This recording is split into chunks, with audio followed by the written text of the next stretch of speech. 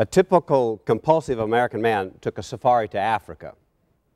I say he was a typical man because he had an agenda. You know, he had a timetable, and he was in a pell-mell hurry, and he wasn't about to ask for directions when he got lost. But what made him a typical American was he couldn't just go on the safari. No, he had to take stuff with him. You see, because that's what makes us Americans. Stuff. We not only have stuff, we take stuff with us when we go places. And now we pay extra for it on the airline to take that extra stuff. And then when we get there, we buy more stuff and bring it home. And then we put it in that place we used to keep our cars. And every once in a while, we go out there and feel guilty and move the boxes around. And if we feel too bad, once a year we put a table out in front of our house and sell our stuff to our neighbors.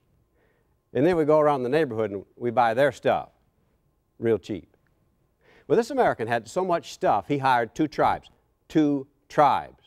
of people to carry all his stuff. And on the first day, they got up very, very early and traveled very, very fast and went very, very far. And on the second day, they got up very, very early and traveled very, very fast and went very, very far. And on the third day, they got up very, very early and traveled very, very fast and went very, very far. And on the fourth day, he got up. And the tribespeople refused to move. They just sat by a tree. And he's ticked off. And the translator said, they're waiting for their souls to catch up with their bodies. That's the way we live. That's the way I live.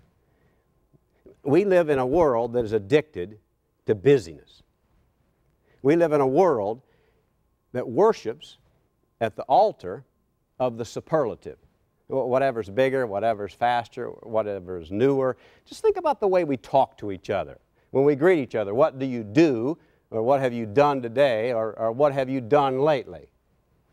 And we live in a world where important people are busy people. And we have turned multitasking into a spiritual gift. Trust me, if my cell phone were to ring now, I'd probably reach it and answer it. Because you never know, they might be more important than you are. I tell you what though, here's the deal. If we live this way, hectic and busy, it's going to take a toll. I know personally. I'm married, but it's not my first. You see, I know what it's like to kill a marriage, literally. And here's the irony. I did it when I was working hard for Jesus. I was busy doing good stuff with a big church and all the accolades and all the pats on the back. But here's what happens. If you don't say no to something in your life, no will be said for you by default. And you will end up saying no to the people you love the most. I did that. And I don't want to do that anymore. Maybe it's the same for you. Let me ask you these questions. Have you ever said yes to something when you knew that the only real answer was no? Have you ever responded to someone's question, how are you doing? And the only answer is, I'm exhausted, I'm completely stuffed to the gills, I don't know. Or have you ever found yourself in a conversation and then halfway into it you realized, I'm not even here? Like the little boy that said to his mama, Mama, listen to me, but this time with your eyes. So what's the answer? Well, let me tell you a story. It's from the Gospel of Mark. It's about the way Jesus handled his busyness. The Gospel of Mark is the oldest record we have of Jesus' life. And in the Gospel story, it says this. That evening after sunset, the people brought to Jesus all the sick and demon-possessed. Did you hear the word all there? Sometimes we hear our scriptures being read for whatever faith we are, and it just kind of goes right over our head. But sometimes they're pretty straightforward and humorous. The next verse says, they brought to Jesus all the sick and demon-possessed, and the whole town gathered at the door. You got to think about that for a minute. You know, hello, honey, Evanston is over for dinner. All the sick and demon-possessed, and the whole town gathers at the door. And then the next verse, and Jesus healed many. We have a mathematical problem here. All the people are brought, and Jesus healed many. Now, this story isn't about healing. This story is about self-care, self-nurture, boundaries, and what we call Sabbath, or the power of pause. But first of all, we've got to get the mental picture. This is first century Israel, and we think of people being healed just like we think of people lining up at Starbucks for their coffee. This is not a nice, neat line of people. This was a clump, which is really what our life is. Our life is a clump. It's all the obligations and responsibilities and to-do lists and things we should have done, and people and expectations and crises and stuff. We all have a clump. But here's what happened. Somewhere in the middle of that clump, somewhere at many, somewhere in the middle of that clump, Jesus literally looked someone in the face and said this one word: no. I'm done now. Now what did he do? Well, it says what he did, but the scary part is you've got to say no, because if you're anything like me, who are you going to say no to? What are you going to say no to? And then if you don't, you end up, as I did, killing a part of your life that's too important to kill. So it says what he did. It says Jesus got up and he went to a solitary place where he prayed. In other words, Jesus went to a place to refuel, to relax, to refresh. But I love the next verse. It said, and Simon and his companions went to hunt for Jesus. I love the verb hunt. It's an aggressive verb. Why? Because they're a little ticked off. Why? Because they're down there with the clump. I mean, you can see them standing there thinking, where's Jesus? You know, why are we with the clump? So they went to hunt for Jesus, and when they finally, because that's what happens when you do say no in this culture that prides itself on busy and hectic, people look at you funny. People look at you funny. Jesus, what are you doing up here? Jesus, what are you doing up here? What were they implying?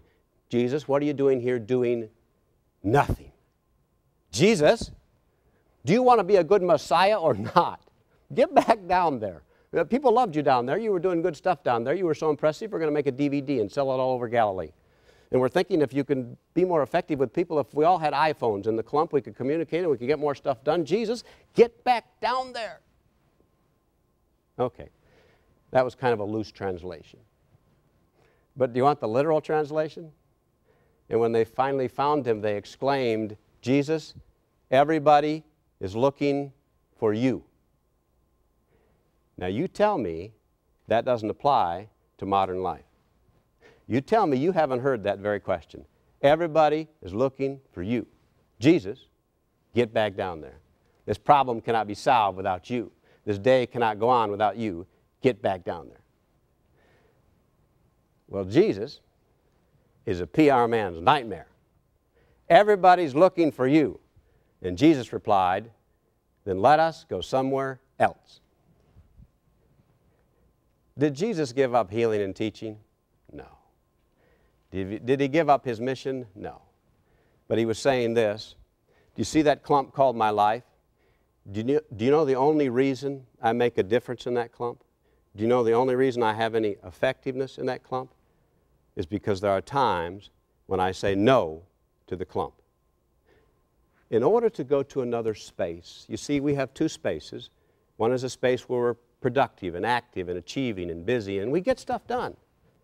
But the second space is a place where we rest. It's a place for prayer and reflection and contemplation and poetry. And if we're lucky, unrepentant napping. The $64,000 question, of course, is, okay, Terry, I get it, what do I do? Well, that's the problem. See, we want to do something. We want 5 easy steps to slowing down or pausing. I can't tell you what to do, but I can tell you this. Every single one of us has a sanctuary. We have a place to pause. We just didn't know what to call it. For me, it's in my garden every morning. But I have a friend of mine, it's on the L when they commute. It could be a chair in one corner of your house. It could be a chair in your favorite coffee shop. It could be a walk by the lake. It could be a time in the woods. And it only has to be 5 or 10 minutes, but it's a time when you slow down long enough to let your soul catch up with your body. The alternative, we assume that our identity comes from staying busy and hectic and accomplishing and achieving. But when we slow down and hear that other voice, we realize that we are not owned by what we do or fail to do, and that the power of pause gives us the freedom to not be just a human doing, but a human being.